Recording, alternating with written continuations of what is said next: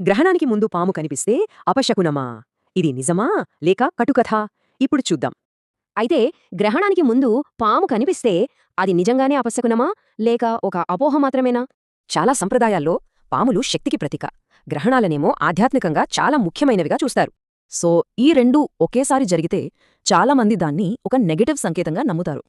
ఈ నమ్మకం మూలాలు పురాణాల్లో ఉన్నాయి. ముఖ్యంగా రాహు కేతువుల కథల్లోంచి ఇదొచ్చింది. కానీ అసలు విషయమేంటంటే, మన ముఖ్య పురాణాల్లో ఎక్కడా పాము కనిపిస్తే చెడు జరుగుతుందని లేదు. అంటే ఈ కథల్లో పాము అనేది ఒక సింబల్ మాత్రమే, నిజంగా పాము కనిపించడం గురించి కాదు.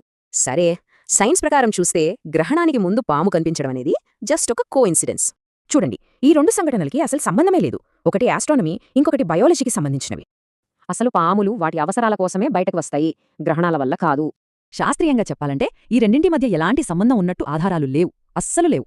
మరి నమ్మకం ఎందుకు పుట్టింది? పాతకాలంలో గ్రహణాలంటే జనాలకి భయంగా, వింతగా అనిపించేవి.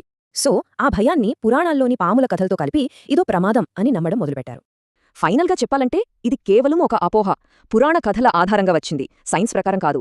ఇక్కడే మనకు కథలకి సైన్స్కి ఉన్న తేడా స్పష్టంగా తెలుస్తుంది కదా.